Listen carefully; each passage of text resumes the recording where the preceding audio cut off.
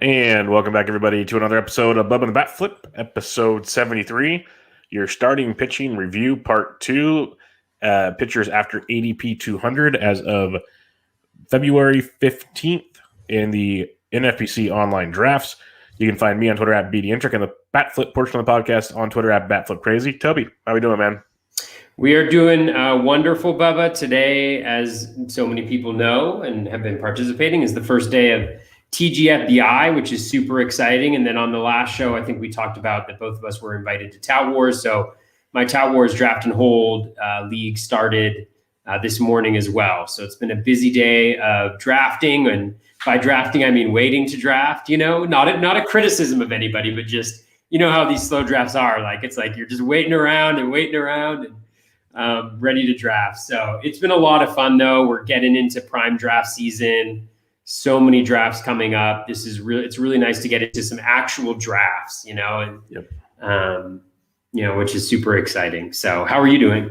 I am doing well. TGFBI is cranking up, and like you said, and Tout Wars drafting on Tuesday morning. So it'll be fun to see how that one goes. It's a whole different strategy. It's kind of similar to Barf, I guess, with a little twist. So it's going to be real interesting to see how that all plays out. And first time it's been done, so I have a feeling some people have some really hardcore strategies, but we'll see how it goes because it's a mix. There's some veterans of Tout, and then there's some newbies like me and Alex Fast and some others. So it'll be really interesting to see how that all plays out. But definitely. Time will tell on that, and we'll have plenty to talk about on that at a later date and time.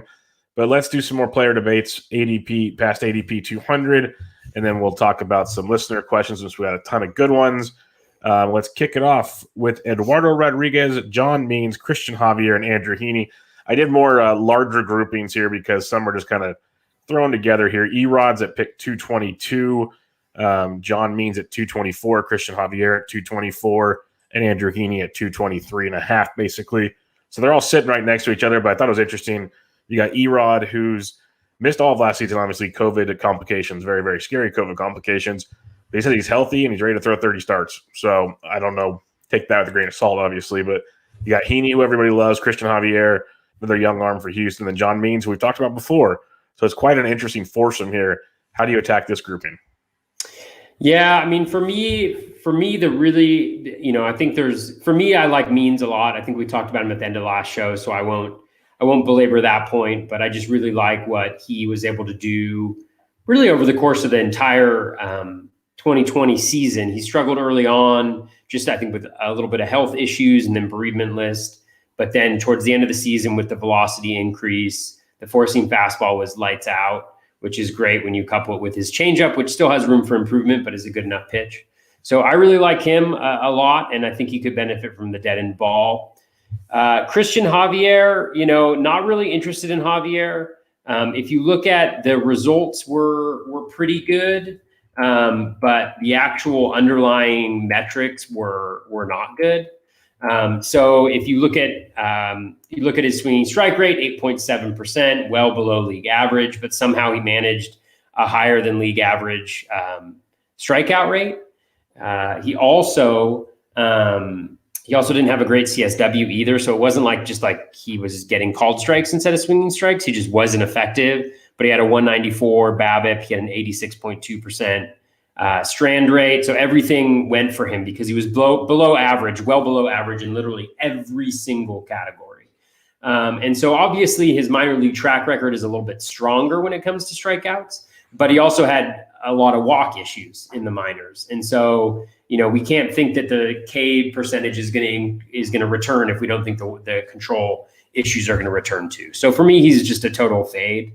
Rodriguez, Erod is nice to see him healthy and back. Assuming everything looks good in the spring, he could be a huge, boon, I think, to owners to drafters who took him early on. But and he was phenomenal in 2019. Obviously, he might be on an even more limited innings count, and so that's just something you need to be aware of where you're drafting him. I think there's a little bit of a cap on his ceiling because of that. But again, if he pitches like he's been pitching in the past, even if it's for 120 innings or whatnot, That could be really, really helpful. And then Andrew Heaney, he's just always really been a fade for me. I know the skills are always intriguing, but he's just a guy who we've been waiting now like 4 or 5 years for him to put it all together, and it's just never really happened. It's either the skills look really good, but he's getting absolutely hit around, or he's not getting hit around, but he's not necessarily generating the type of results that we want. And so, he's also a fade. So really the only one that interests me in this group is Means. I don't have any shares of Erod. I might be interested if he fell far enough, but I'd like to get through spring training before I commit. Yeah, Means is probably the top one here for me as well. The things you've mentioned, we talked about many times with Means, but just the improvements he made throughout the season with the velocity, and it was like 1 or 2 bad starts really, which we can't throw out, but that's pretty much outside of that. He finished the second half of the season phenomenal, like really, really good, especially considering the division he's in, the ballpark he pitches in. There was a lot to like with Means in a positive way. So I'm with you on we've talked about him many, many times.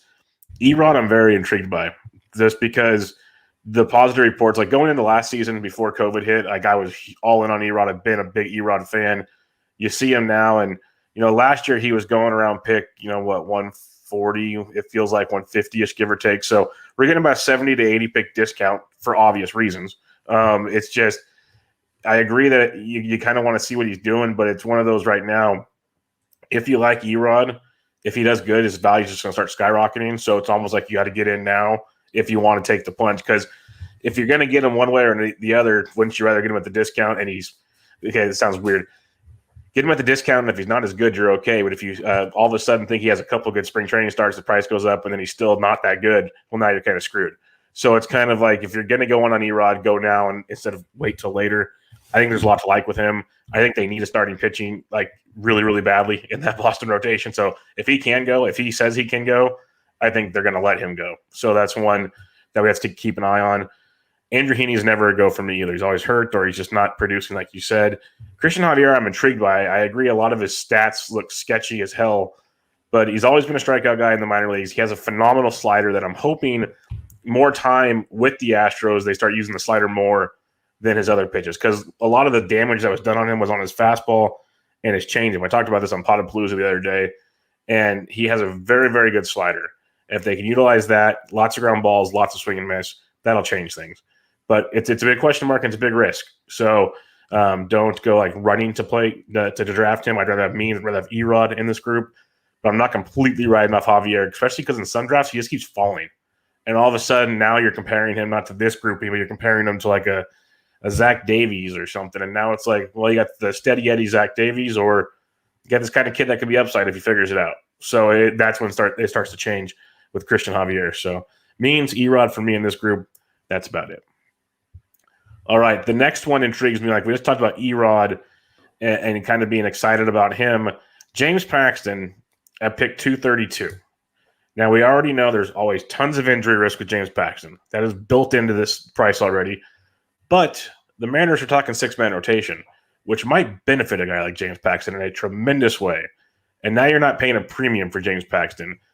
Are you intrigued at all by a 232 ADP of James Paxton? I'm intrigued for sure. I just haven't been able to get there. It's one of those things where when you're in a draft, 232 sounds like, 232 is like late enough, whatever. But when you're in a draft, you kind of feel like, and this is where I always end up. Like I always end up not being on these riskier players, because when I think about, here's a guy who's going to play every single day, or here's still an outfielder that I really like. Here's a guy who can fill in, who can play third base for me or whatever, versus, taking a risk that I know is more often than not probably not going to work out exactly how I want it to. But when you look at the skills that Paxton had, last year was really a year that he lost not only to injury, but small sample size nonsense. 365 BABIP, 55.1% strand rate, a 1.77 home run per 9. Now, those home runs are certainly an issue for him. Even when he was last in Seattle in 2018, 1.29 home runs per 9. But, the K- walk rate was 21.1%, very good. Swinging strike rate at 13.2%.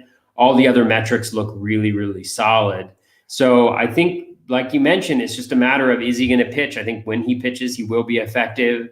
Obviously, T-Mobile, that's what it's called now. It'll always be Safeco to me.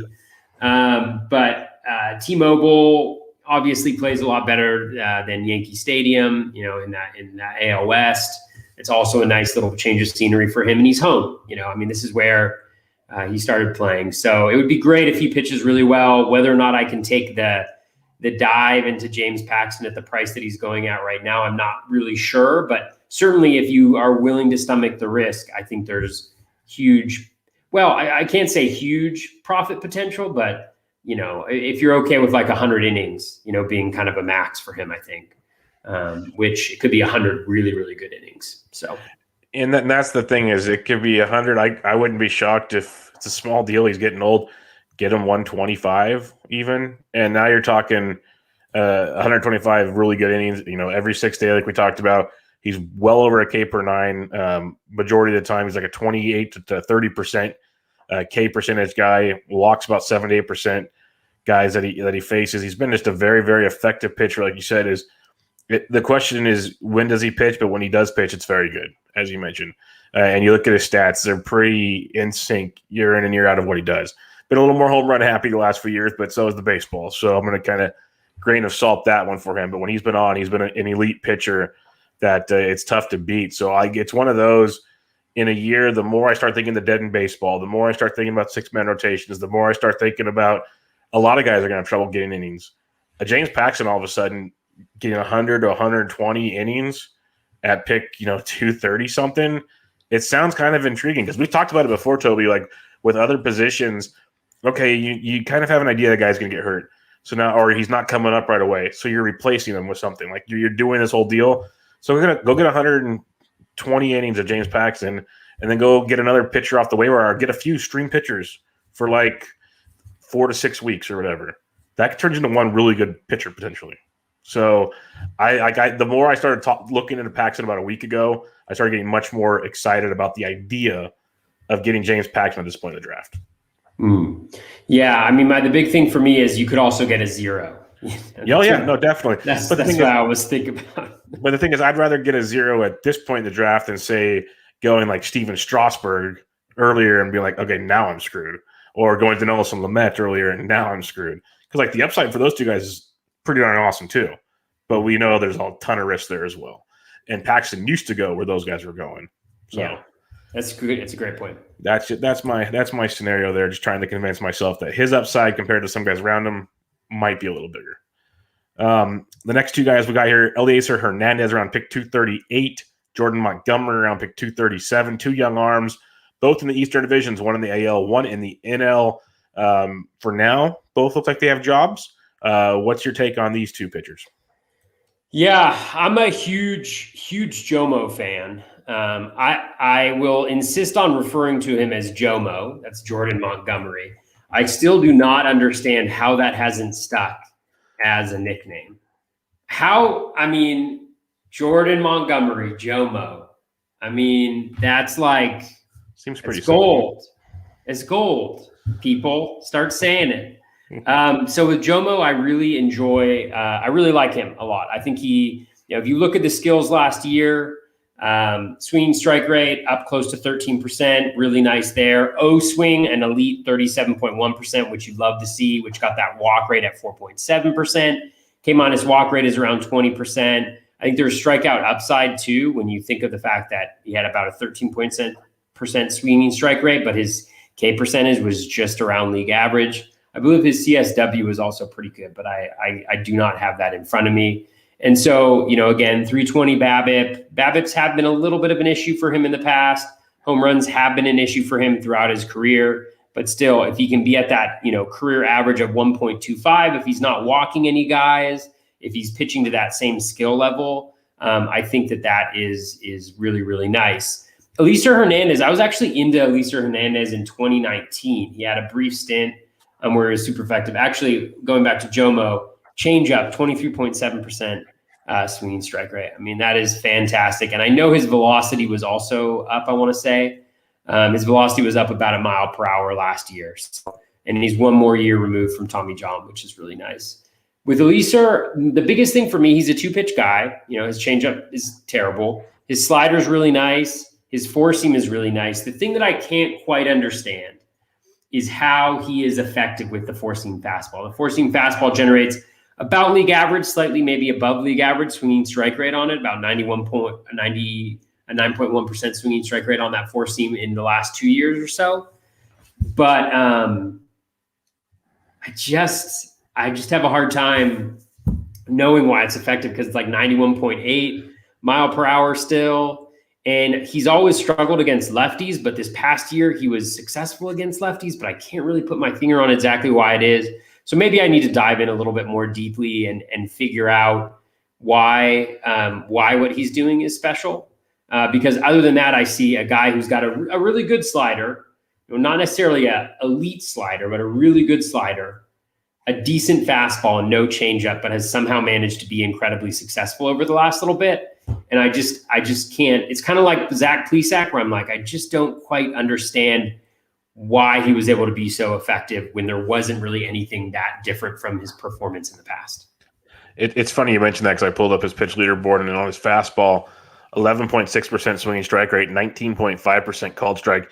He lives 53, almost 54% of the time in the shadow range with his fastball. So it's just like Plesac, just like the Indians. He's hanging out on the edge, and he's painting, basically. So that's what I'm gaining out of looking at this. Obviously, you could probably see more by digging in deeper on this, but it's a lot of what you're saying. That's why he has a 31.1% CSW on it, which is great. But, almost 20% that's a call strike, because he's painting. That's the best way I can see it. His slider is great. Sustainably is the question. Yeah, that's the question. And that's the question we have every year with the Indians pitchers. And Bieber proved us wrong. Can Plesac do it too? I don't know. Yeah. I guess Eliezer is in the same boat. It is always terrifying just having a 2-pitch pitcher, though. That's pretty scary. Like, sure, the changeup's there, but it's getting used about 10% of the time. So I guess it qualifies, but not ideal. Not ideal at all. And that's another one. He throws that 40. He only throws that 5% in the zone, 40% in the shadow. So his changeup's not even in the zone much. He doesn't throw anything in the zone very much. Just the more I look look at this, his changeups in the zone 25% of the time.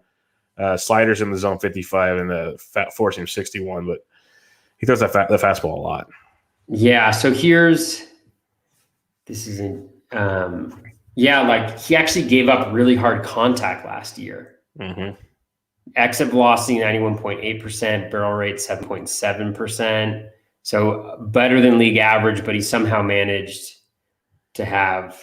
He still had a 268 expected WOBA. So, it's interesting. That max exit velocity was 113 on the fastball. Yeah. So that's getting beat up. 9.3% barrel on the fastball, 4.8% on the slider heavy ground ball. Fly balls, he doesn't give up a ton of high fly balls with the fastball. That's pretty impressive. A lot of line drives. Not even that. A lot of pop-ups. He had a 36% pop-up with the four-seam fastball. So I don't know if he's being deceptive or. Yeah, it's weird. He doesn't even have good spin at all on it. It's not like a spin thing, because especially with pop-ups, like, we've seen that from guys like Boyd and guys with pretty good spin, I think, on the four seam. They get those pop-ups, but yeah. Like his DERA, according to the pitch leaderboard, on his changeup, minus 4.64, on his slider, 0.58, on his fastball, 5.25. Had an xFO bacon of 407. So, but still at 27% K rate on the fastball, deserved K 21%. Not great, but he's getting it done. Deserved barrel at 10.3 on the fastball. It's an ugly pitch. He gets away with it enough to utilize the slider and the changeup. It looks like for now.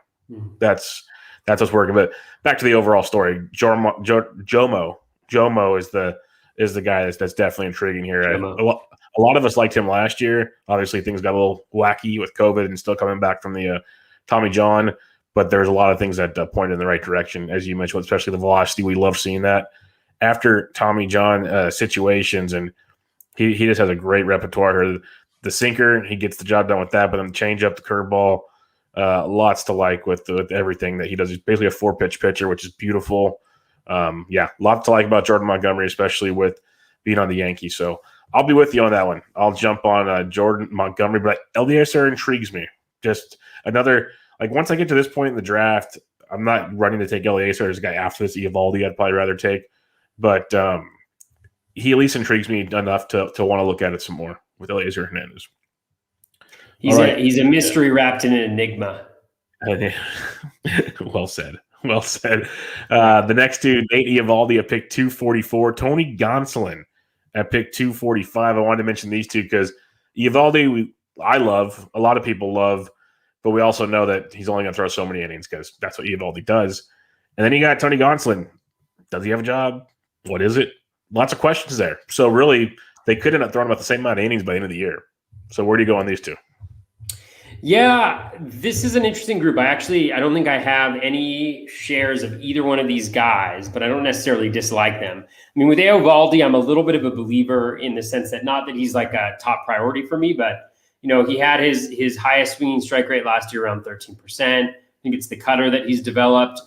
We all know he's always had velocity, but even with that velocity, he hasn't been able to generate above league average strikeouts, swinging strike rates, all that jazz. But with the cutter that he's developed, that really took a step forward last year. And even though he got hit pretty hard, just in terms of his BABIP and had some pretty bad luck numbers, he still was able to maintain an ERA under 4 in the AL East, which is no small feat.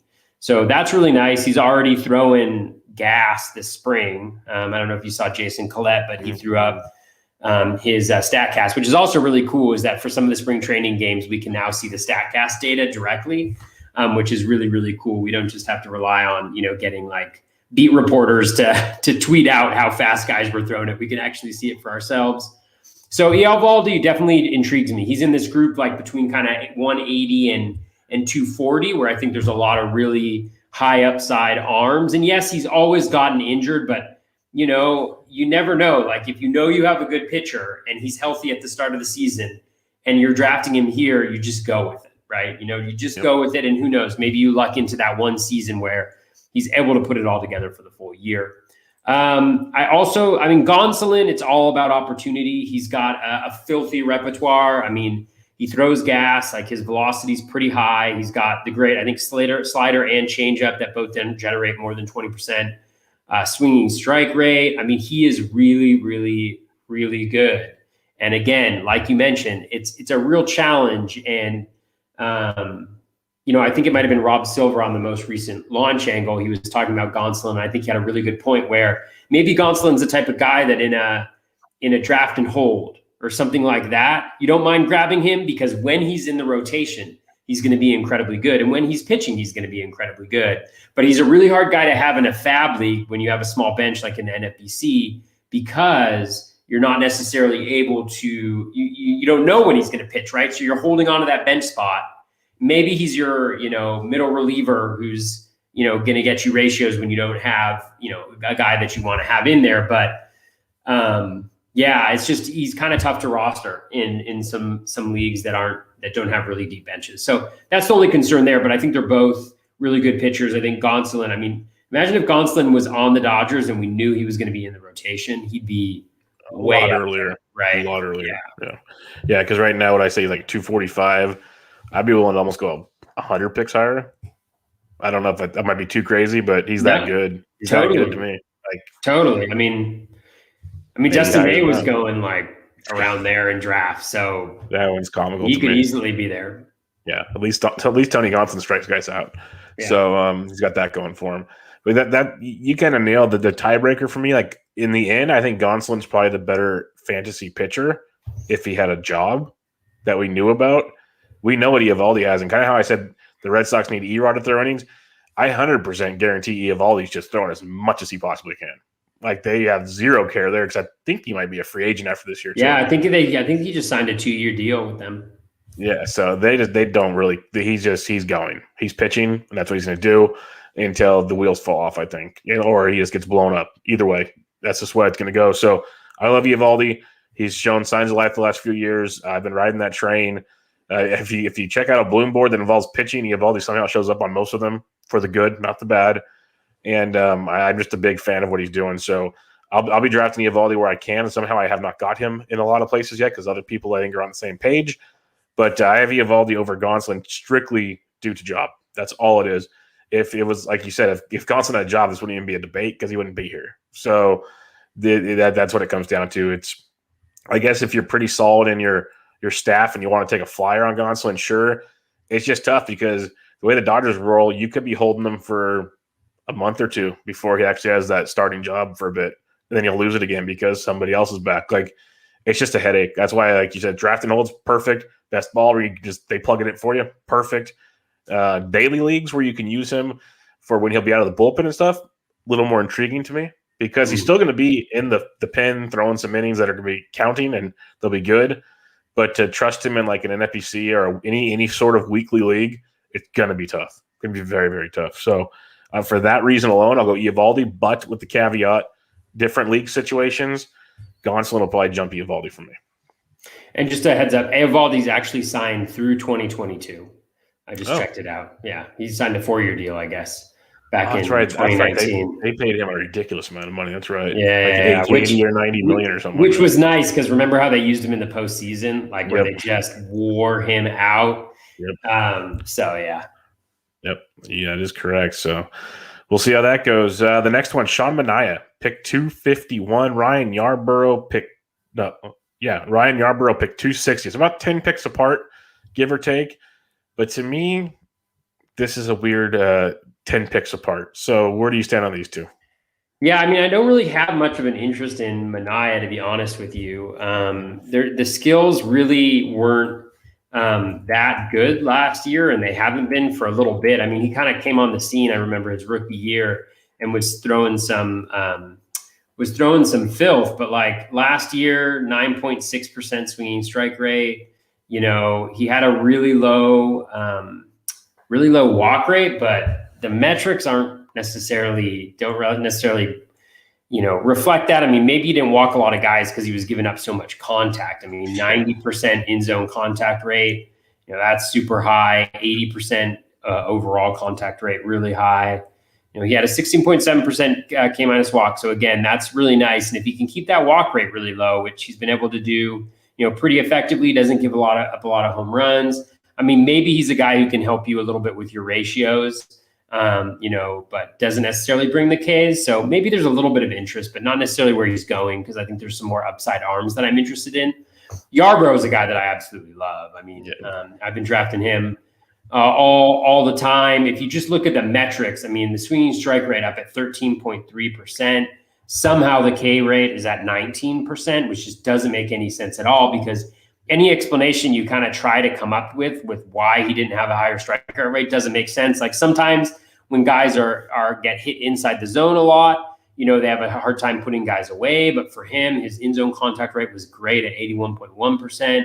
His O swing was league high at 40.8%. That's why his walk rate is just supremely low. Last 2 years, 3.6%, 5.1% with that walk rate. If you look at the deserved K and the deserved walk rates for Yarborough on Alex Chamberlain's pitch leaderboard, they go in the right directions. So I think he's got some positive regression coming his way if he's able to maintain this. Then he also gives up really poor contact. So when he does give up contact, he doesn't give up home runs. He's under 1 home run per 9 in the last 2 years. That's 200 innings pitched essentially. And I think he gets a little bit of a bad rap in terms of like the fact that, I think people oftentimes don't think that he goes that deep into games. And obviously with the Rays, he's not going that deep. But if you look at him, he went 5 innings, 1, 2, 3, 4, 5, 6, 7 out of his 9 games that he started. He went at least 5 innings. So he's at least qualifying for a win. And so I think he gets a little bit of a bad rap for not going deep into games. And with the Rays bullpen that they're going to have, and we know they're going to have, yes, you'd like him to go deeper into games. But if he comes out, he pitches well those 5 innings, and you turn it over to the Rays bullpen, you got to feel pretty confident about his ability to get wins. Although last year, I think he had 1 win or 0 wins or something like that. So again, luck always factors into things. He had 1 win last year. He was 1-4 last year. So take or leave what I just said about having access to wins with that bullpen. But I really like Yarborough a lot. He's been a target for me throughout the year. Yeah, and that's why I wanted to put these two together, because the fact that Yarborough is going 10 picks after Sean Mania is pretty silly to me. I remember last year Mania's velocity just kept dropping and dropping and dropping, and he was just getting hit all the time. And he'd have a couple good starts here and there. And it was just kind of like, how'd he do it? And we just pick on him in DFS nonstop because it was just he might get through like one time and it'd be okay. The second time through the order, it was tee off central. So I don't get it with him. Like you said, when he came on the scene, things were good with Mania.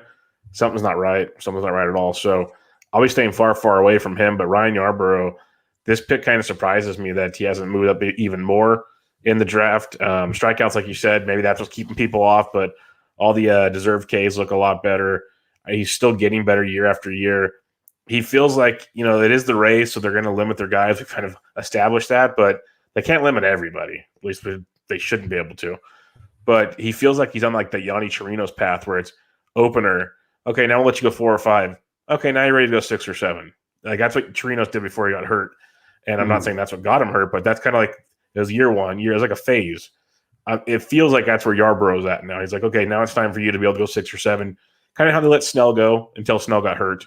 So maybe it's a bad philosophy for these arms that gets them hurt. I don't know, but I like Yarbrough quite a bit. You nailed the other stuff. His pitch mix, the success with his pitches is good. It'd almost be nice if he used the curveball more and kind of put the cutter to the side a little bit. It's used the change sinker curve a little bit more because the cutter seemed like it was getting beat up the most out of all of them. So we'll see what he does, but there's a lot to like there with Ryan Yarbrough. Big fan going into this season. As the guys on Derek Rose and some others from the Best Balls, they're all Yarbroughs. They're Yarbroughs. So Yarbroughs. They're Yarbroughs. I love it. I love it. Big fans. The next one we got here is Zach Davies, pick 268, and Numet, Taiwan Walker, about 269, right behind him. You got the vet that new in Chicago. You got Taiwan Walker at the Mets. I really don't have any shares of either, but where do you stand on these two? I do really like Davies. I haven't drafted him, so just being honest with that. But I really like some of the changes he made last year with San Diego. He started throwing the changeup, which is a pretty good pitch, both in terms of the poor contact that it generates, and it's his highest swing and miss pitch. So he increased his usage of that 10% over 2019. Faded the fastball usage, incorporated a cutter a little bit. And that saw his strikeout go up. And if you look at him, he's one of these guys who you're like, Zach Davies, he's lame, whatever. He can't do anything for me. But, he's going late enough in drafts. And he's the type of guy I think that's going to fall because the ceiling may not seem as high. He's going to a really good pitcher's park in Wrigley Field in a really poor hitting league in the NL Central. And when you look at this, his career ERAs, right? 371, 397, 390, 477, 355, 273. Whips, 121, 125, 135, 133, 129, 107. Right? All of those are incredibly serviceable. And obviously they're coming, they're coming with a cost because the strikeout rates are low. But especially in today's game where I think, where volume is such a huge question mark. It's like, especially a guy like him who has gone, he doesn't go deep into games, but he's thrown, he threw 159 in 2019. I just think that, maybe he can make up a little bit with additional volume compared to some other pitchers, the strikeouts that he's going to be deficient in. And so if you find yourself, he's the type of guy where I'm not really interested in him where he's going right now at ADP, just because of where some other players are going around him. But when he starts to fall into, what is he at right now? 268. 268. So when he starts to fall around pick 300 or maybe even later than that, which I could see happening because we're looking at online drafts, which are 12 teamers, that's when it gets maybe a little bit interesting as just a guy that you can throw in there who you are pretty confident is going to get you good ratios. And that's something for right now. Taiwan Walker, I don't really see any redeeming qualities in him. I think he's going to be a contract that the Mets really regret. And I could be absolutely wrong, but there's just nothing that he did last year that supports what he was able to do. Swinging strike rate at a minuscule 7.8%. The strikeout rate at 22.2% really should not have been that high. The walk metrics were god awful. O swing at 24.2%. Wasn't getting ahead of hitters, giving up 90% contact in the zone, 81.6%. total, like everything in his profile is really, really bad.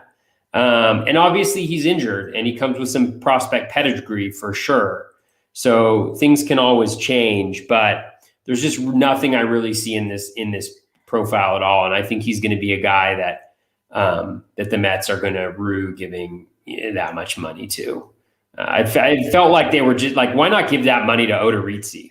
You know, like that's what I just don't understand from him. Yeah, Odorizzi must be asking for too much money because the fact he's still a free agent is pretty crazy to me.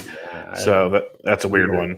But Walker's just tough because like everyone's like, oh, look, he's throwing harder, he's doing this. But you just, like you said, you look at his overall numbers and then the X stats and the FIPS and all the good stuff, and none of it looks like it should have happened. It's really weird. And the more important thing to me is, so maybe the ratios are okay. He had a 253 BABIP last year, like one of the lowest of his career. So that helped as well. But he's not a strikeout guy at all. So that's very terrifying. So your K to walk percentage is never going to be good. So you're just playing with fire and hoping the ratios stay good, and I just don't think it will.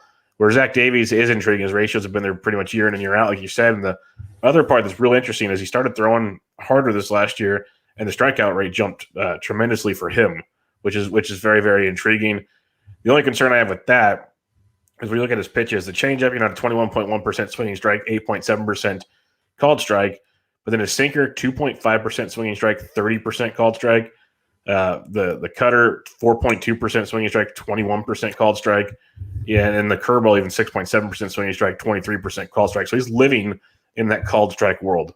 And that what was the CSW? Do you have it in front of you? I have him by pitch. Give me like 2 seconds to reload. I have it here in just a second. It just takes a little while with Tableau to recirculate things. But all of those were anywhere from 25 to 32. His overall CSW was 30.1 at 10.6% swinging strike, 19.5% called strike. So he really relied on called strikes last year, which I don't know if he was just that much more effective or what it was, but that's just like one of the concerns I have with Davies. I'd like Davies over Walker. That's not the debate here anymore. That's settled. But I think the reason why I'm not as gung-ho about Davies, where maybe I should be, because even the ratios alone at this point in the draft are tremendous, like you mentioned. But I think that like 4 to 5% strikeout increase last year compared to like basically his career norms, how sustainable is that? That's what I want to know, because that's a lot of called strikes there. That be interesting to see how it plays out. But then again, Central Division could help him quite a bit. So definitely could be something to play into. All right, sticking in that Central Division here, we got Kwang Kim at pick 280 and Matthew Boyd at pick 284. One of these guys I like a ton, one not so much. What about you? Yarbrough versus Boyd boys. That's a fun one. That's when pitcher list collides. Yeah. So for me, Kwang Kim is interesting in the sense that, last year was his first year, COVID impacted, so take it with a grain of salt. But, he gave up way too much contact. The strikeout rate was very low, obviously. Kind of like so low you can't really use it. I don't really see a huge room for improvement. He didn't have that great of a strikeout rate in Korea either. Just from like a Ks per 9 perspective, none of his pitches really popped last year. The changeup had the highest swinging strike rate at 13.5%, slider at 10.7%, but none of them were super effective in the zone outside of the changeup. Maybe a little bit. He does generate a decent number of ground balls, so that's something that he can kind of hang on to, and he plays in a really good defensive team with the Cardinals in a really good league and in a really good home park. And so those are all benefiting him. But the question is, even if he's a good pitcher from a ratios perspective, those strikeouts could be super low. So I don't mind him as kind of like a late kind of ratios check because I think he'll have some good starts this year, but I'm just not that into him. Boyd is definitely interesting. Last year, we know that the slider was really good. The four seam always got crushed around. Last year, his changeup was actually better than his slider. For Boyd from a swinging strike perspective, just generally. And so he now has those 3 pitches again, and he looked better towards the end of last year. But again, the question is just how hittable is that fastball? And we've seen how bad he can be. And so it'll be really interesting to see. I'll be interested to see what his velocity is like in spring training for Boyd if we get a chance to to check out what he was able to do, because I think he lost a little bit of that over the last couple seasons. So if he's maybe able to regain something that can play up those other pitches, but he's worth a shot with those two, with the slider changeup combo, both being, I think, 20% plus on the swinging strike rate scale, and just being really good. I'm going on my memory right there, so I might be a little bit off, but both really good pitches from a metric perspective. Again, he continues to have difficulty with being hit too hard. So out of those two, I would go Boyd, I think, just for upside, but I can understand people taking the safer route with Kim. Yeah, this is a fun one. Boyd does have a ton of upside, but I just want to read you some stats here. 7.08 K per nine, 7.63, 7.28 the last 3 years for one pitcher. 2.88 ERA, 3.48, 3.44 ERA for this one pitcher, and a one whip, 1.13, 1.15 whip for this one pitcher. And that's none of the two we talked about. Do you know what pitcher I'm talking about? His name's Kyle Hendricks. He's gone 200 picks before Kwang Kim. And if you look at their player pages, they're extremely similar. Extremely similar. Very similar. Like Kim's actually shown, given KBO for the most part, has shown a better striker rate than the KBO. But what he has shown in both leagues is phenomenal ratios, and he can go innings. So there's a lot of similarities. Hendricks better pitcher, not going to deny that. But 200 picks difference, you can get a guy like Kim that has the pedigree and a humongous ground ball pitcher in Kim, like you mentioned, which would be huge with the Cardinals. There's a lot of similarities to one Kyle Hendricks that really stands out about this point. Like we just talked about Zach Davies as a ratio guy. I think I trust Kim more so than I do Davies, just for the fact I don't know if Davies' called strike situation is going to hold up for him. Kim, even when the ball's in play, I feel better about things. So I like Kim quite a bit. I don't disagree with wanting to take a chance on Matt Boyd. I just seen this thing blow up so many times it scares the living snot out of me. But hey, he's got good stuff. If he can figure out how to use it properly, that could be great. But I'll just pass on that. I'll take my chance on Kim, though. I'm a big fan of that. All right, the next one here has some very intriguing arms in the later rounds of drafts. Dane Dunning at pick 305, Josh Lindbloom at 307, Griffin Canning at 307. Lindbloom's been talked about a ton, but he's not really moving up in drafts as much as I expected. Where do you stand on these three? Yeah, I'm a big Lindbloom fan. Just love what he was able to do. The pitch mix, everything points towards some positive regression heading his way. 12.4% swinging strike rate, 18.8% K minus walk rate. In zone contact was even better than league average, better than the average O swing. So everything looks pretty good from that perspective. And I think you can tell by just his engagement in Twitter, he's smart, and he's like thinking about his pitching and thinking about how to improve. I know he worked on his spin efficiency. That was like his one of his major focuses over the offseason. Had an 11.6% swinging strike rate on that four-seam fastball. So if he can improve that to go along with 21.7% swinging strike rate on that slider, 15.3 on his splitter, all good chase rate pitches. I just love the repertoire. I love him pitching for the Brewers, even though it's not the greatest home park. I mean, the fact that it's in the NL Central, I think, is going to be really nice. So I'm a big fan of Lindbloom. Canning is also pretty interesting. I know that he has a couple pitches in his arsenal. Obviously, the injury concerns and the volume concerns, which are concerns for everybody, are in particular, a concern for him. Better than league average last year from a swinging strike perspective. The O swing dipped a little bit. I want to look at his pitch mix, though, because I feel like he has at least two pitches that are fastball, curveball, slider. Yeah, so he's got the slider with 21.9%, swinging strike rate. The cutter and the changeup that he threw a lot more than the curveball, right around 12%. The four seam's just not good enough. Fastball's not good enough. I'm guessing velocity dip, 1.1 mile per hour velocity dip. So I think it'll be interesting to see where his velocity's at. I'm not that interested just because I think there are questions about volume and questions about what he might be able to do. But certainly, going later in drafts like this, you could hope for a renaissance.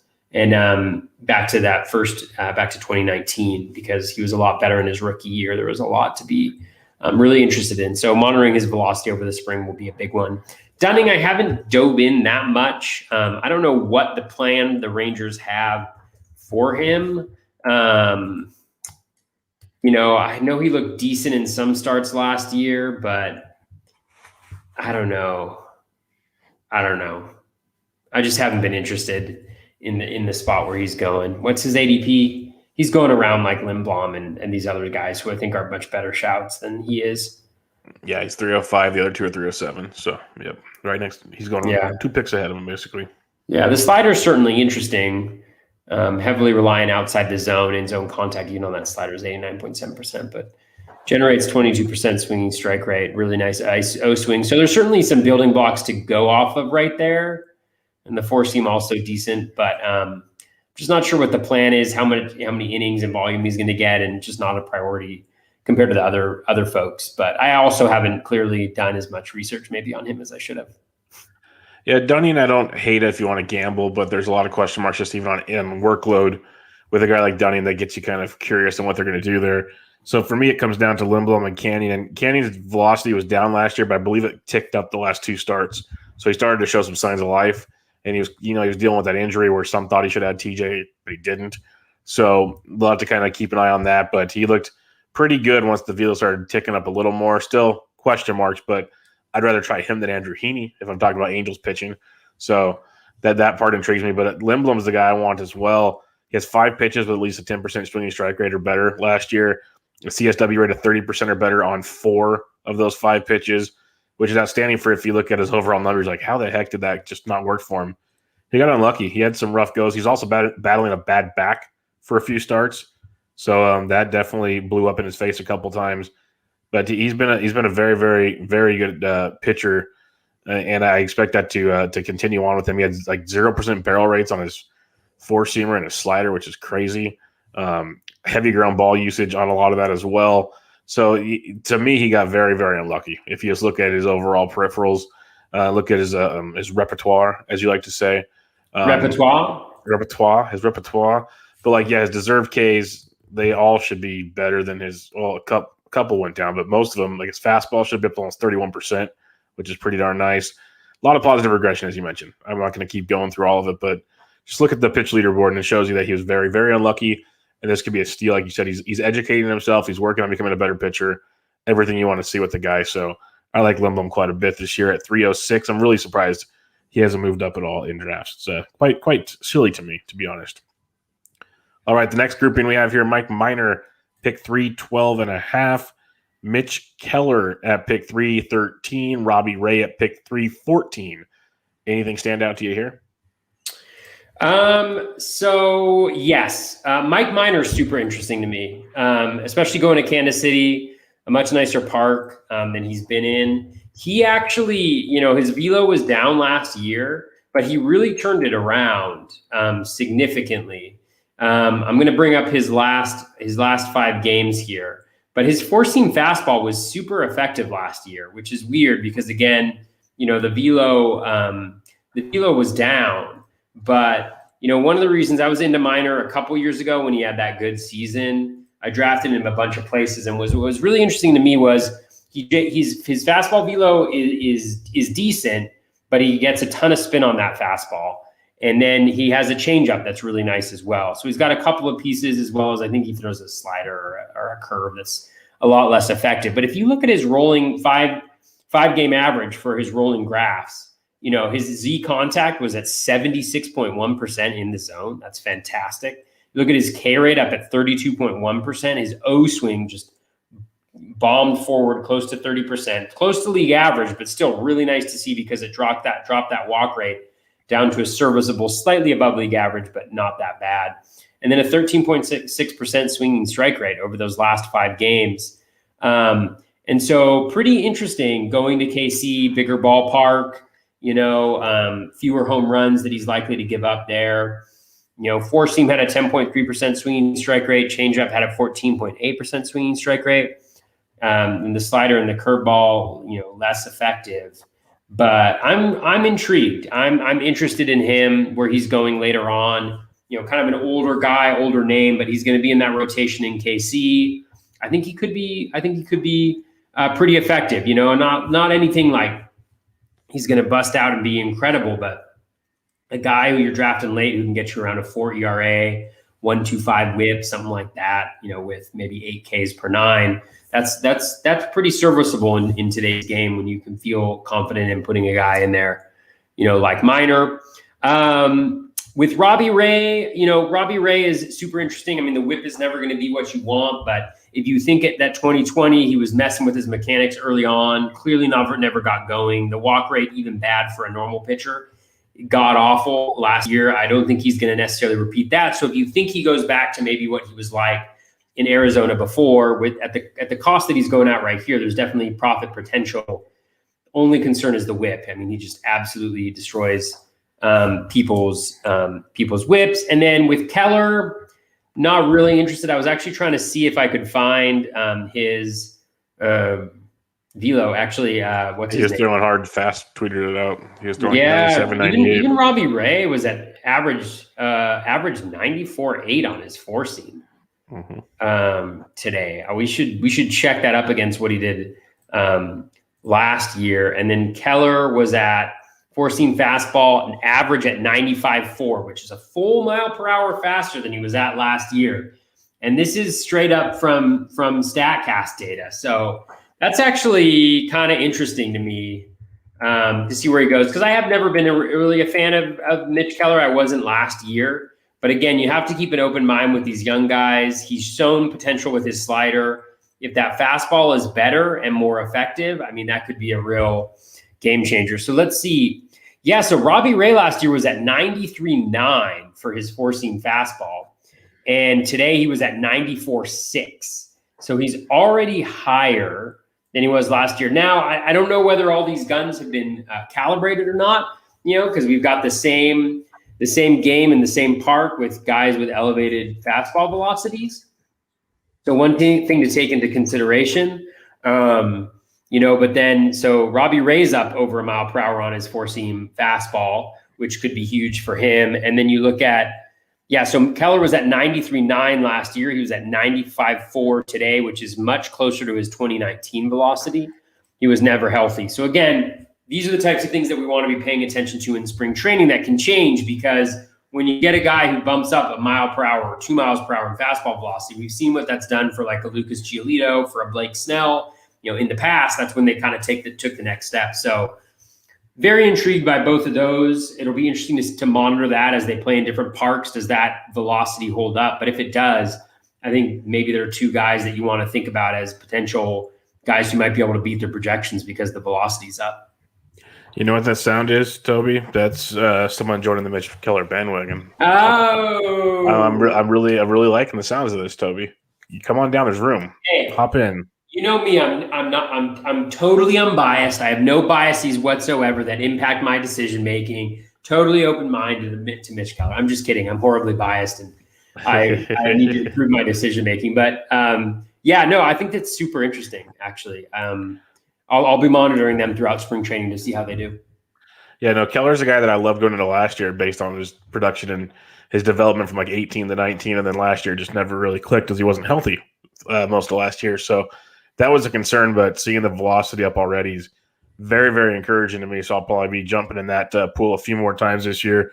So I think the upside is really, really big with a guy like Mitch Keller. Once he gets that velocity going with his slider he has, he's pretty filthy. So I like that quite a bit, especially at this point in the draft. Robbie Ray, if he figures it out, so be it. I can't do it. It's like Matthew Boyd to me. They're both just such a mess. Like Boyd, I'd rather take a chance on than Robbie Ray. It's just both are ugly. But Mike Minor, I have quite a few shares of. I've been taking him a lot of places. At this point in the draft, you're getting a guy that's going to eat up a lot of innings. Which when we're talking Mitch Keller, Robbie Ray doesn't go deep into games because of his walks. Griffin, Dane Dunning won't go long. Matt Boyd gets in trouble. There's a handful of guys that just don't go deep, but Mike Minor will, unless he's just having a bad day. He's going to throw a lot of innings for you. Ratios, the whip's usually pretty good. The ERA can be wonky at times, but strikeouts have continued to improve the last couple of years. Like you mentioned, all the stuff about Kansas City, the ballpark and everything is phenomenal. I like Mike Minor quite a bit. He's a guy that I've been targeting at this point in the draft. Is like your SB 7, 8, 9, whatever you're at that point. But I'm a big fan of him. I have him in quite a few places, and I'll probably be looking to target him in Tout Wars. That's because of the innings pitch right there. I'll play that game depending on my staff, but he's a guy that I'll probably have circled at some point, but I'm pretty sure I won't be the only one, so that's why I said it here. But yeah, Minor and Keller both I like quite a bit this season. Keller, he's a lottery ticket. You can drop him if he struggles. Mike Minor, I think you ride that roller coaster ride most of the year, and you'll be very, very happy with the end results. All right. Just a super detail here. We get super detailed on this podcast. Robbie Ray today had 11. Had a 42% CSW on 26 pitches, wow. And 20 slightly under 20% swinging strike rate. And also, what's super annoying is that the StatCast boxes for pitchers now, they don't calculate swinging strikes now; they calculate whiffs instead, which is super annoying. Yeah, super annoying. I think. Let me just make sure that I'm not messing this up. Yeah. So it's all a jumble. So that's going to be a little bit frustrating because we're going to have to calculate it by ourselves. But so that Mitch Keller, unfortunately, only one swinging strike in 21 pitches, mostly fastballs, however, a 14% CSW. So again, it's early, but every little detail, every little nuance helps. Here's a detail for you. Who'd Robbie Ray face? Yes, that is a detail that I'm unbiased, Bubba. I will not. No, he faced the Pirates. And Keller went up against the Blue Jays. So yes, you're right. He had a harder time with it. Let's see who's on the Blue Jays team though. Espinal. I don't even care. Kirk, Valera, Jansen, Wall, Martin, Young. You said Tellez. That's all I gotta say. You said Tellez. Tellez hit 2 doubles off of him, I think. Something like that. Let's see Robbie Ray versus the Yankees. Let's see how that goes. We'll see what happens. Yeah. I'm all in on Robbie Ray now. Oh gosh. Just kidding. No, there's no way you're not that risky. Remember last year I bumped him up and drafted him because I was super excited by his spring. Oh no. Oh not good. God. Not good. Yeah, my team that I won the league in the main event, and I think it finished 24th overall or something like that. God, when I look back and I think about all the mistakes that were made on that one. I drafted Robbie Ray. I had Brandon Bielak and Jordan Lyles start games where they gave up 14 earned runs in 2 innings combined. And he still finished 24th. 4 innings combined. Oh God. What could have been? That team could have been something. Yeah, they're still 24th. It's just not bad. Not bad at all. I finished 3rd in the overall in offense on that team, and I still. Ooh. Yep. Yeah, you can thank those guys. Send them a care package. A couple more here. We have Tariq Skubal at pick 334, Dylan Cease at 334.5, Brad Keller at 336. I pretty much paired these ones together because they're close, and Tariq Skubal's getting some buzz as pretty much everyone's loving him in Detroit. Dylan Cease the last week was Fluff Piece Central and Yasmani Grandal raving about him. Then Brad Keller was quietly really good last year. So what's your take on these 3? Yeah, I think they're interesting. I mean, I don't really have that much interest in Brad Keller just because I don't believe what he did last year. He was, let me get up the page, but I know he was very, very lucky. Sorry.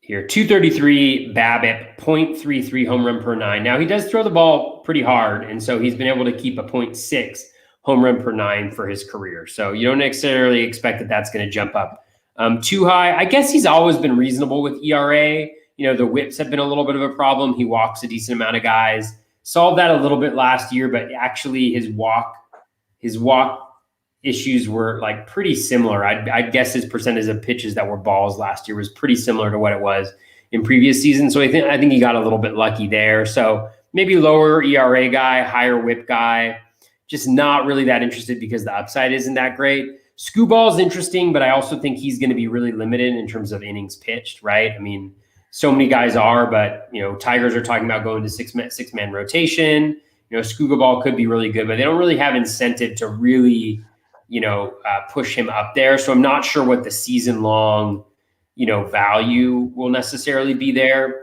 Cease is very interesting to me because the issue that he had, which everybody was kind of aware of, was the spin on his four-seam fastball. He throws one of the hardest four-seam fastballs, but it was an incredibly ineffective pitch.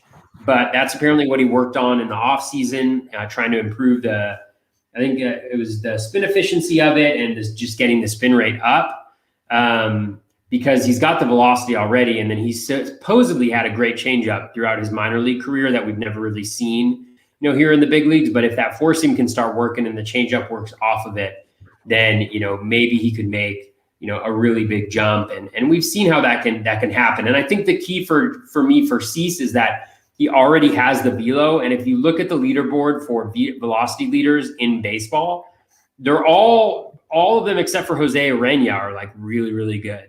Or like most of them are pretty good pitchers. And that's because velo plays. And so if he's able to improve that four-seam fastball, I definitely think he's a guy who could take a pretty big jump. But I also think he's going to be a big helium guy. So he's already going in the early, in the late 200s, from where he was going in Draft Champions, which was like later in the 300s. So I think I don't know if I'm going to be in, just because the cost might be a little bit prohibitive. Like I'd rather have a Josh Lindbloom than him. And I think they'll end up going about the same place when all is said and done. Yeah, this is a tricky one for me because Cease, the helium's coming, as you mentioned. He's just been a guy that's really frustrating because we've seen the talent in certain starts. He's electric. That's why he's a heralded prospect. But his control and command is just atrocious. He starts walking the world. It gets very terrifying. One of these years he's going to put it together. Maybe now that he knows the spin like you're talking about, this is the year. I don't know if I'm going to pay the price for it, though. It's a tricky one. Like I can see it depending on how my team build is. It is intriguing because the ceiling could be massive, but it's very, very tricky. Scooble's intriguing to me because he threw 120 innings in 2019. So it's not like he can't go another 100, 120 this year. So if we're talking 6-man rotation, 120 innings of Tree Scooble at this point in the draft, sounds interesting to me. That sounds like something I might be able to buy into. So keep an eye on or an ear out to see what the chatter is for his innings. If they're actually going to let him go 120 or so, I'm a bit more intrigued with Tariq Skubal, especially at this point in the draft, because I think his stuff is just ridiculously electric. Really, really good stuff. So I'd be on board with that. And then Brad Keller, he's just like, we have like one of these guys almost in every grouping. He's like a cheaper Zach Davies. His ratios are pretty solid. Doesn't strike anybody out really. Heavy ground ball guy. Fits well into the program of Kansas City, of course. So he's usually better to be streamed than to be rostered every week. But if you need a ratio guy and you're in a super deep league, knock yourself out. You can go that route. But Scooble and Cease, I'm going to keep a close eye on what's going on this spring. The problem is Cease's helium's already going to start coming up. Scooble might hang around here a little bit longer, and that's a bit intriguing. Given he's gone as high as 273, Cease has gone as high as 263, so there have been people that have wanted both of them. But if Scooble can fall, he's fallen as low as 353. Becomes interesting. It's one of your last picks in the draft, so I can see taking a shot on him.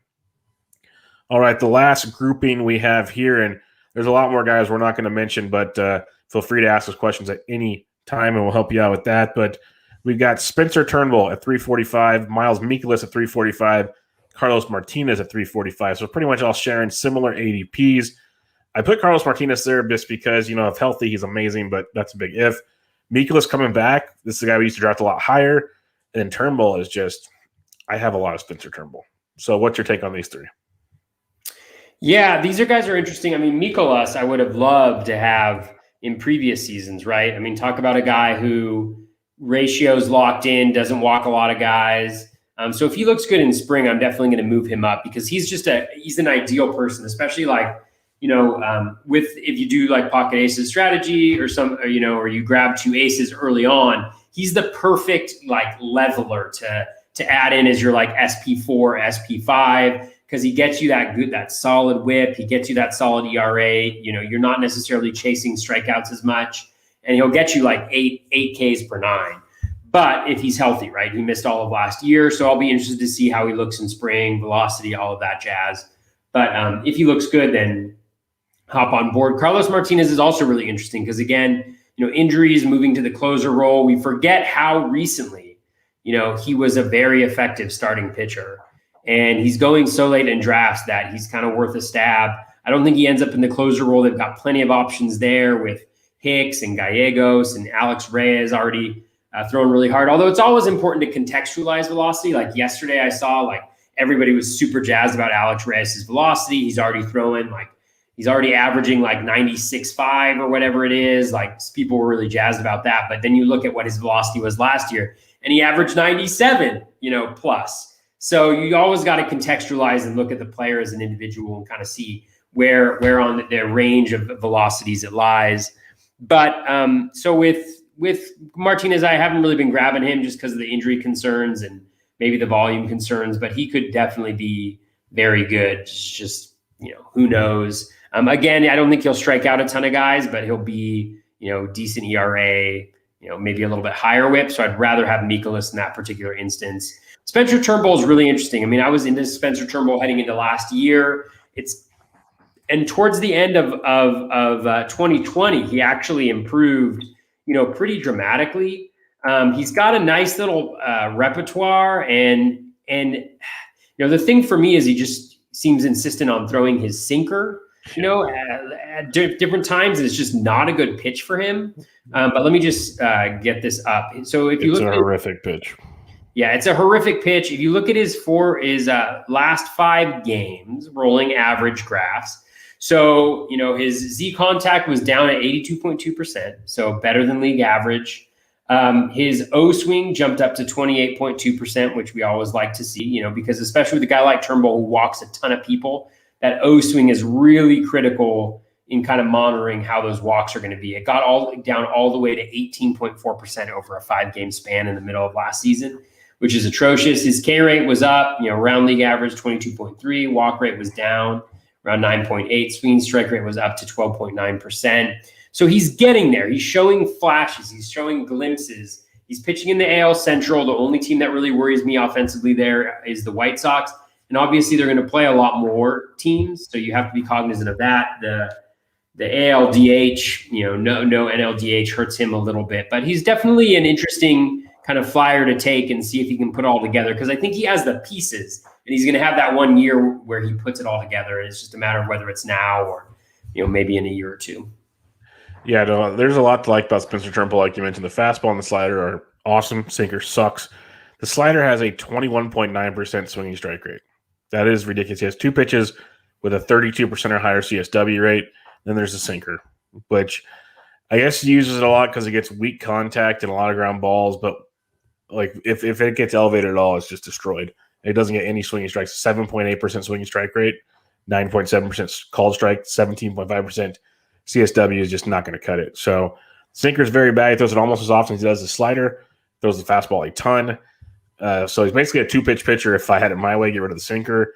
Start using the changeup more. That seems like a pitch he might be able to use. It's still not super effective, but either that or the curveball. Figure out one of those two, and we'll talk. But that fastball slider combo could be good enough to get him through the lineup a couple times. The third time could be a problem, but I like him quite a bit. Mikolas is intriguing. Mikolas is very intriguing, like you mentioned. If he is healthy, definitely jump on that train. Decent strikeout rates, can eat up innings, ratios will be good. He's a good pitcher there. And then Martinez, you just don't know what he's going to do. Like he's not going to the bullpen, as you mentioned, but how healthy, how many innings are they going to give him? Big question mark, because when he pitches, he's great. He's very, very, very good. So that part's tricky, but I like Turnbull a lot here, and it's a guy I'm going to try to get even more shares of. I have him a lot already. I'd like to get a lot more if I could. All right, let's go to listener questions. We have a handful of them tonight, and we will start out with John Wilder. At John Wilder 84 asks, if you got pocket aces, do you automatically wait 2 to 3 rounds before taking another starting pitcher? Also, if you feel comfortable with your innings pitch, quality start ratios, etc., with the aces up top, do you lean more for upside in the middle round? So you've talked about this before. Usually you take like 5 to 7 hitters in a row. Usually, not always. Maybe your relievers in there. But what do you want to remind John how you approach your pocket aces? Yeah, it's a little different this year than it was last year, just because there are so many questions about volume, and I do think that there's some pretty significant tiers of pitchers, and also there's some pretty good values, I think, at certain places in the draft that maybe I'm going after. So I generally after the pocket aces, this year I've been grabbing a third starting pitcher before pick 100, just because I really want to get that guy. I really want to bolster my rotation. I want to have those 3 really solid anchors, and then I want to be able to speculate on a bunch of guys and then hope that some of those guys land. When it comes to upside, yeah, I think later on I'm definitely looking more for upside. You know, the guys that I like this year, like a Smiley or a Means or a Jomo, like they maybe don't have the track record, but they've shown glimpses with their skills of being able to kind of take it next level recently. And so I will go with those. But I think the key about pocket aces is, you know, you need to attack hitting in depth, right? You need to be comfortable waiting on your closer. I mean, you don't have to be, right? You don't have to be anything. You can do whatever you want. But in the approach that I have, I'm generally taking a closer later on. I don't know exactly where that's going to be in drafts because it just depends on where players fall. You know, if the right player falls, like I was in a draft a little bit ago and I grabbed Brad Hand at like pick 125 or something like that, because I was like, you know, yeah, Brad Hand's skills haven't been great the last couple seasons, but he's never been a bad pitcher. He's with the Nationals, who are a decent team, and he's going to get the save opportunities and he's going to have a pretty long leash there. So I'm willing to kind of take a little bit of a risk there. But yeah, I generally want to have those 3 starting pitchers early on. And then I think generally picks like 100 through 200 are primarily attacking those hitters in depth. And so I think that's oftentimes what you'll see. The opposite approach is kind of taking one ace and then waiting. And then you see people take like 4 or 5 pitchers in a row. You know, that's another tack that's taken. I just prefer to get the kind of up top volume and then maybe try to get lucky in those hitters when you attack with volume later on. So that's kind of what I generally do. But generally, like what I'll do is I'll have the 2 aces, then I'll get my 3rd this year. And then I'll get like a 4th or 5th, you know, starter around like pick 200.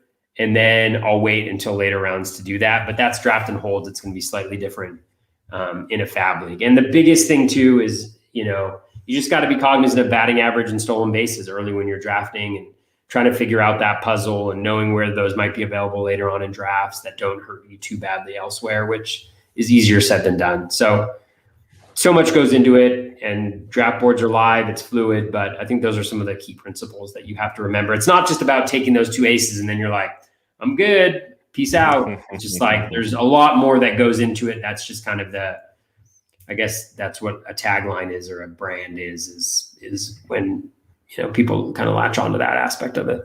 Yep. It's your brand. Run with it. I know, just embrace it. I've just got to embrace it every all the time. You know, so. Richard Sands asks, I took Tony Disco as my SP8 in the TGFBI Satellite League. What do you think of him in San Francisco? I'm a big fan. I think that what do they have to lose? Good ballpark. He has some good pitches they can work with. Getting to use the slider more. He's got a knuckle curve. Maybe they can work on that some more. I like what they can do there with him. Is he going to be elite? Probably not. But could he be a Gossman light potentially? And where you're taking him in the draft, it's free. So I'm a fan of it. What say you? Yeah, I'm trying to grab his pitch mix here. Slider, fastball, sinker. Those are his main 3. They have those knuckle curve and a changeup as well. The slider's always been his best pitch, but it's never quite been a really good pitch. You know, it's like the peak swinging strike rate on it looks like 19%, you know, but that's in 2014, 2015. Recently, 16.6%, 14.5%, 17.8%. And to be honest with you, that's fine. But for a slider, it's not that great. I mean, I think if he can prioritize throwing that pitch, he's up at 95.2. But the 4-seam it's never really been an effective pitch for him. It hasn't really been that good. And he's never really developed that secondary. So I see a lot of work that has to happen. I mean, just to give you a sense, let me just look at Gaussman just so that we can kind of compare. I want to say Gaussman's splitter has always had a well above 20% swinging strike rate. Let me just check really quickly.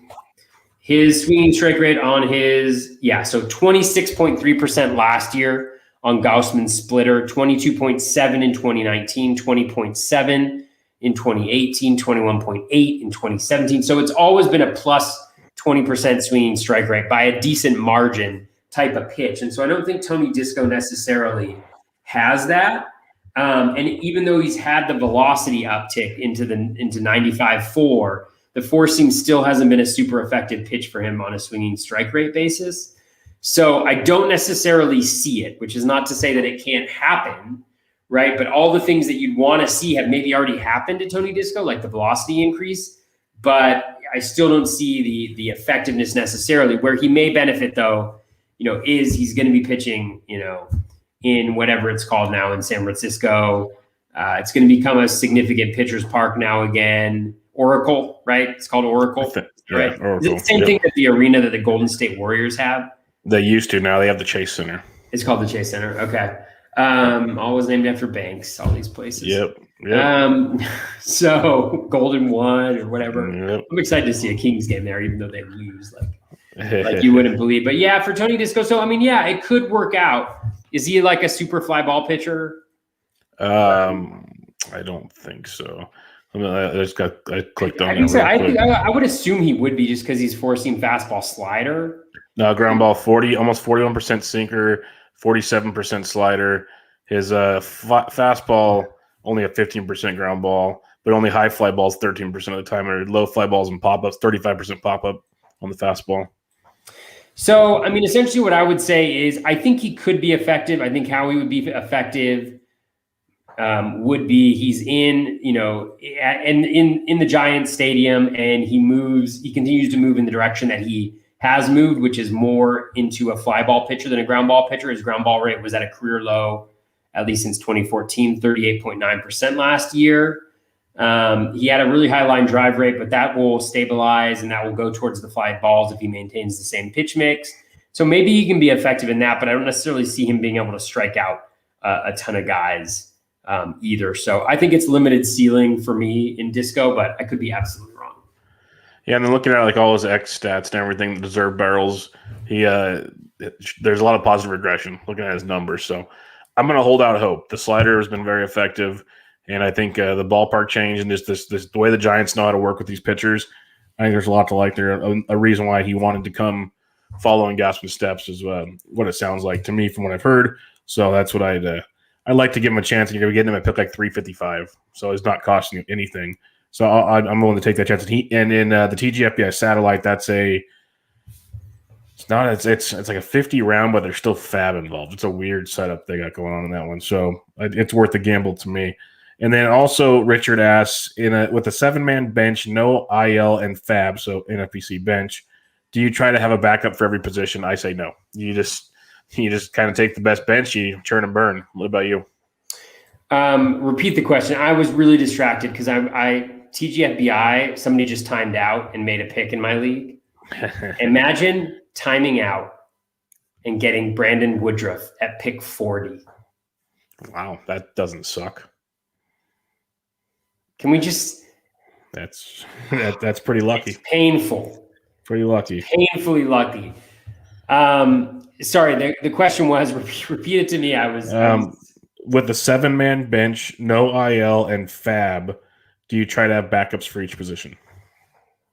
I try to do that. I think that's why some position flexibility guys at the end are important, but you got to think about it in terms of your whole roster, right? Like if you have guys that you can move around that are in your starting lineup, then you don't necessarily have to have a guy at every position, right? Because you can mix and match. So I try to have that as much as possible, especially in COVID times, right? And so, could you do that with two guys maybe? Could you do that with 3 guys maybe? But it's not something that I put above, like, if there's a significant advantage, I feel like I'm gaining and picking up other players, then I'll take a risk and do that. And you just hope that you don't have to eat a bunch of zeros. Nathan Coleman asks, fellas, the last few episodes have been absolute bangers. My AL only auction Roto League has a wins quality start category where each quality start win is worth 1 point. Are there any sub $10 pitchers you like? Well, the short answer, I don't know about $10 because especially in your league, I don't know what the valuations are going to be. I don't have my valuations up.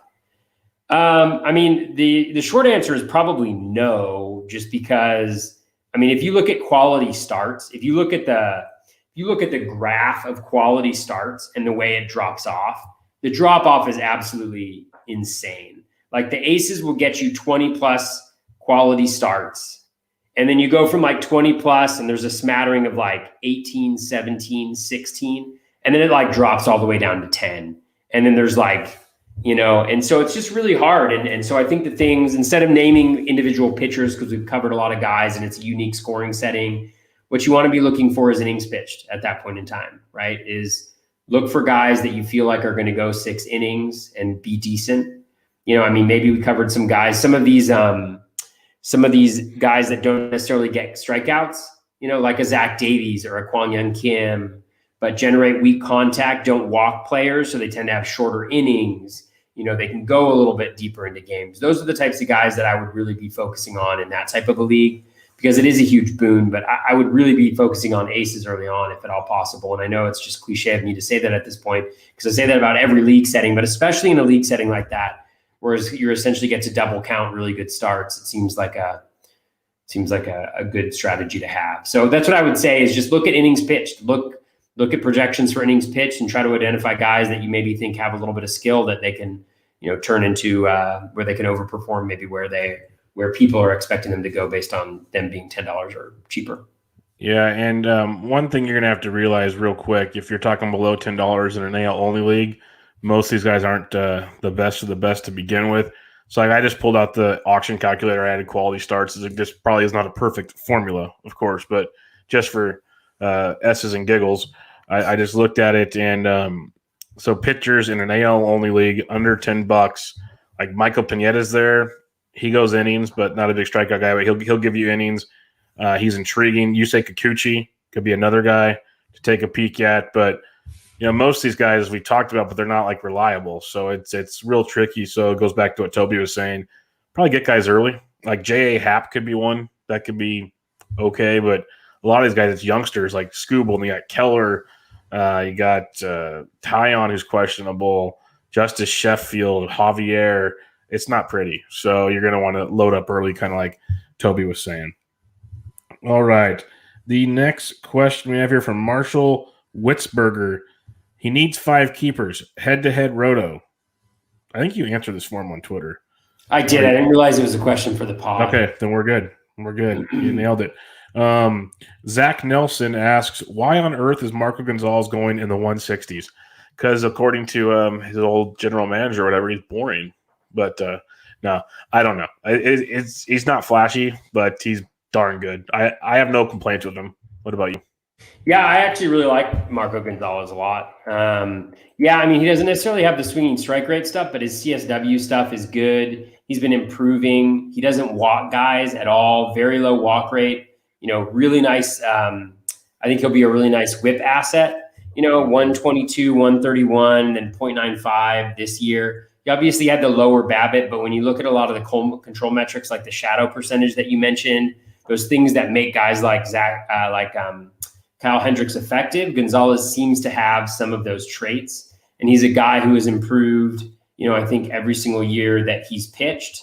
And from a volume perspective, there was an interesting conversation happening today on Twitter that, Rob Silver had tweeted out about Marco Gonzalez and his projections and his projected innings pitched and being in the 6-man rotation. And there's a lot to consider in terms of that. But I think on a per start basis, I think he's going to be one of the league leaders in terms of the innings pitches that he goes.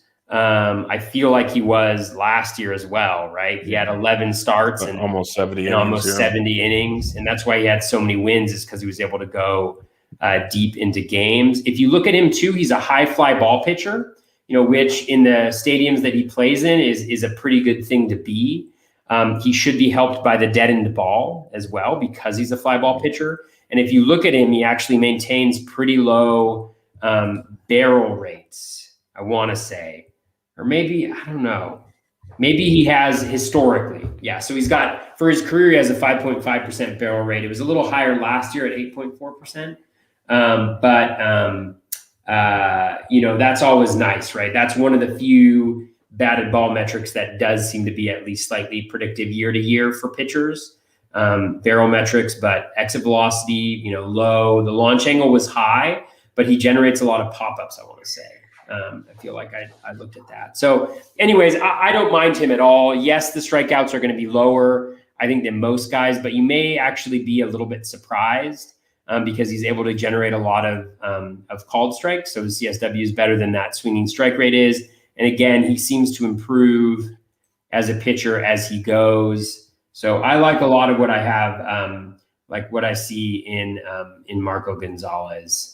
So I actually don't mind drafting him at all. I've drafted him actually a few times, and probably my last 5 drafts, I've drafted him 3 times, I think, as my SP4 or SP5.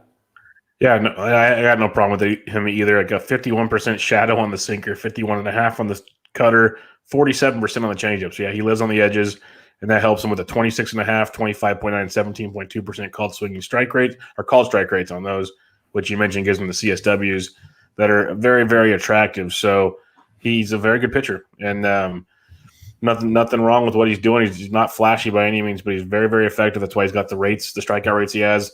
Limits the contact 32%, 32.7, 35.3% hard contact. That's really not bad compared to a lot of the other pitchers we looked at. So yeah, that plays pretty darn well. Like you said, tons of pop-ups, 27.5, 25.3, 25.9% pop-up rates on his 3 main pitches. So that helps out a ton as well. Even the max exit velos are like 106 to 108, which for most pitchers, that's actually not horrible. So you can live with that. Yeah, just a lot to like. The more and more you kind of look at them, it's hard not to enjoy the boringness that is Marco Gonzalez. And he put on Twitter today he's about to be a girl dad. So more power to him. There you go. He's going to have a fun year. Our buddy, Cody Mack, at CoMacDo, he says, I'm back with the evolution of the Nice to have you back, Cody. Yes, you are back with the evolution of the starting pitcher role, less innings, openers, etc. Is it now a must-have to seek late-round value in followers' loogies? Some of the middle relief elites have racked up more wins than DeGrom the last 3 seasons. That's one reason. I don't think it's a must, but that's why I love guys like Freddie Peralta and a few others. That's why Gonsolin is intriguing, because he's going to be that guy for the Dodgers for a little bit until he starts, but I wouldn't say it's a must. Yeah, I don't necessarily think it's a must. I mean, the thing is, I think it's really hard to know who those guys are going to be, right? Like, that's one of the challenges, is that before the season is knowing who exactly is going to fill that role. You may have a pretty good idea, but what you rely on there is, it's got to be the first pitcher coming in to relieve, you never know what the matchup is going to be. So let's say it's a lefty, like I like Brent Suter a lot for the Brewers, right? But maybe it's a right-handed hitter who's up. And so, or it's a series of right-handed hitters. And so the Brewers bring in a Freddie Peralta instead of a Brent Suter, to fill that role with the 1 or 2 guys that they have that aren't necessarily going 5 innings. So I think it's much more difficult to draft them. And it's kind of like drafting a reliever who's not closing. It's kind of like, I'll pick those guys up in season as I see them happening. I don't think you necessarily have to draft them, because oftentimes they aren't guys who are drafted. They're guys who kind of come out of nowhere for whatever reason. So that's what I would say. Don't draft them. I'd say pick them up in season when the roles become a little bit clearer and you have a better sense of where they are. Or if you have an inkling on somebody like a Brent Suter and you want to make him your 30th round pick or something like that, in a 15-teamer or something, then have at it. And then he also wants to know, what beard conditioner do you recommend? Well, Cody, it's a great question. Unfortunately, this podcast is not sponsored by any beard conditioner companies. If anybody's out there who works for a beard conditioning company, I'd be happy to use your product and market it here on this podcast. But I'm just kidding. I think it's called Viking. It's fine. It works. I think it's organic, which is great. But yeah, that's it. I think you can use anyone. But I enjoy it, but I'm sure there's ones out there that are better too. So. And then Richard Sands came back with another question, our last one of the night. Toby, do you ever feel like you started a trend that you might want to back away from, since everyone is doing pocket aces now? No true advantage if most all the draft room also has 2 starting pitchers in the first 2 to 3 rounds. I can see this conventional wisdom going out the window next season. Every day of my life, Richard. Every day of my life, I think about going a different direction. Yes and no. I mean, I think the point you make, Richard, is a really good one. And that's one of the reasons why I have oftentimes found myself, like if I draft early on in a draft, actually not going with the pocket aces, because starting pitching is already getting pushed up really high. And I'm not necessarily a fan of some of the guys who are going around the 2-3 turn, at least where they're going compared to the hitters. And so I just think you need to be flexible. You also, like, for me, it's a strategy. I mean, getting the pocket aces is a strategy that I feel really comfortable with personally drafting, for whatever reason, maybe because I feel better about getting hitter bargains later on. And I feel like pitchers are a little bit more hit and miss, later on. I still feel pretty good about my ability to get those pitchers, later on in drafts, but who knows that if those 2 pocket aces are going to be great each year. It's actually unlikely that both of them are going to be terrific in any one given year. That actually hasn't been my experience, which is why I think having 2 of them is helpful to have.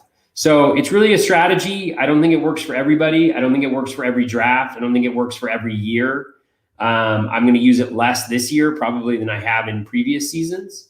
But I still think that it works, because the thing is, when everybody pushes pitching up, then getting the two of the better pitchers when there's kind of an inflated value that some of them are carrying, it remains important. And if everybody's starting pitching up, then something has to drop, and that ends up being hitting. And then I have more hitters to choose from later on. So either way it works out, I think it generally works. But, I think, you want to be flexible. You don't want to necessarily be rigid and box yourself in anything, which hopefully I'm not doing, but that is my preferred drafting strategy. And even though whenever I try to get away from it, I just like squirm, because I'm like, oh, God, it just feels so uncomfortable. So that's more a thing for me to work on.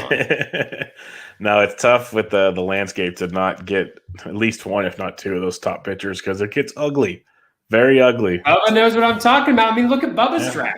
Yeah, Bubba with pocket aces, and they're beautiful. He went Giolito. I'm over the moon with those 2 aces. Giolito and Nola. Yeah, I got them. That's what I got in Tout Wars as my first 2. So I'm so happy with those. Nola, and you're like, oh man, Bubba, you're not going to be able to get hitting. Well, guess what? Bubba comes around and he drafts Rafael Devers, who last year was going towards the back end of the 2nd round, right? And who smashed in September last year. So everybody's like, oh, Bubba, you're not going to have enough offense. And then all of a sudden you just drafted a 2nd rounder from last year. So it's kind of like you drafted only 1 starting pitcher in the 1st round, but you got Devers in the 2nd round, because that's really where he maybe should be going. And you got him, and then you got JT Realmuto as your 4th pick. And JT Realmuto is a top 25 player overall if you look at valuations and you don't do this like market correction thing. And so you just got 2 top 25 players plus 2 pocket aces. You're clearly going on to win your TGFBI league. I mean, why not do it? Why not do it? I agree. Look at co-host and hype man Toby. He just does it all over there. Just I mean, you're going to smash it around. I mean, you're picking at like 74 and 77. Like, I mean, you're going to be rolling in. You're going to be rolling in the hitting at that point in time, right? It's a beautiful thing. It's a beautiful thing, and especially when I found out where I was picking on Friday, and I tweeted out, I hope League 11 lets my favorite starting pitcher drop to me. And they let my favorite starting pitcher drop to me. I was like, you guys are just – because I knew the big 3 wouldn't be there. I wasn't that foolish. I said, okay, leave my SP4, leave him alone. And he just fell. And I was nervous because the top 3 were gone in the first 6 picks. And so I'm sitting there with 8 picks to go going, oh, there's no way. There's not a chance. And then, no pitcher was taken until then. Then we started to run. Ryan Bloomfield's not happy. But it is what it is. But, yeah. It's fun. It's fun. Like you said, Tout Wars, TGFBI, all rocking and rolling. What are your final thoughts for the show this evening? One thing, I know some people had asked about Woodruff because we didn't cover Woodruff in our first show. I'm a fan of Woodruff. I like him a lot. Whip is low, doesn't walk guys, strikes guys out. I'm a little bit worried, like I am with a lot of the guys in the NL Central, about the sustainability of the swinging strike rate on their fastballs. But again, should be a really nice schedule that he gets against NL Central opponents that are trying to lose. And so I think he's really good. I have no problem drafting him in the middle of the 2nd round where he's kind of been going. I know he had a little bit of like back inflammation today. Maybe that's why he dropped in some drafts, but I saw him going late. I mean, 40 in my draft, 34 in other ones. I'd be fine drafting him as, my second starting pitcher, even my first starting pitcher in the middle of the second round. So, yeah, no, I'm a big Woodruff fan. I've been getting him. If I draft early, I get him on like that 2-3 turn, usually my third pick, and as my second starting pitcher. I've been a big fan of that. Just keep an eye out. His start got pushed back because of back stiffness already. So I hate back injuries. Like most of these injuries right now, like they say Bogarts has a shoulder. A lot of stuff's so knick-knacky right now. I'm not too worried about it. Backs always concern me. So I'd rather say he has a cold. I know it's COVID right now, and that's a sketchy situation as well. They probably make him go to a protocol and not stay around the team for like 2 weeks. But the back thing, like tell me his pinky finger tell me he got Spencer Torkelson and he cut his hand using a can opener, like something like that. But yeah, oh man, that's the thing we forgot about spring training. We're like, oh, we get to see the velocity readings, we get to see them play, and then you're like, oh, every day there's minor injury news, and like recency bias and just fear grabs hold of you, and you're like, can I draft Xander Bogaerts at the end of the second round now? Like, can I? Is that okay? Like, because and that one was a little sketchy. They were saying like they did an MRI and it was fine, and they think he should be ready for opening day. And you're like, when you say you think he should be ready, like going to be close, or is it like, oh yeah, he should be fine for he should be ready for opening day? Like you want to like see them say that and like see the type of like nuance in their voice as they say that, whether that's like oh yeah, it's not a problem at all, or it's like, oh yeah, he should be ready, and you're like, is he? No, there's a handful of them. Like Abreu's supposed to finally make his debut in a couple days, but then you have guys like Wilson Ramos and Austin Meadows crushing baseballs, and it's fun. We have baseball back, but just sit back and relax a little bit, see what happens. A lot of iffy pitchers are out there, some weird lineups. Just enjoy it for what it is for now. We'll see where it goes here in another week or two. Sure. It's definitely fun. But everybody, check out Toby on Twitter at BatFlipCrazy. I'm on Twitter at BDintric. Thursday, round 2 podcast tournament. Do what you want to do. If you like us, vote for us. If not, vote for the competition. I'm good either way. There you go. You're supposed to vote for the podcast you like the most. Exactly. I hope you guys like our podcast. I hope you vote for it. If you like the other, we're going up against Enrico Palazzo podcast. Oh, he's got way more energy than I got. He does. And also, Michael's great. Like we're on there. It's an awesome podcast. You all should listen to it. It's phenomenal. Listen to them, whichever one you enjoy most, vote for. It's got two L's and 2 Z's. So go check it out. I love that. I love how me too. So check that out. All the good stuff. Follow us on Twitter. We'll be back with you guys next week with we'll talk about it. Maybe some strategy. I don't know, because we still really strategy, mailbag, whatever. Yeah, we'll figure something out. The season's just a few weeks away. So you guys have a good one. Episode 73 in the books. Catch you guys later.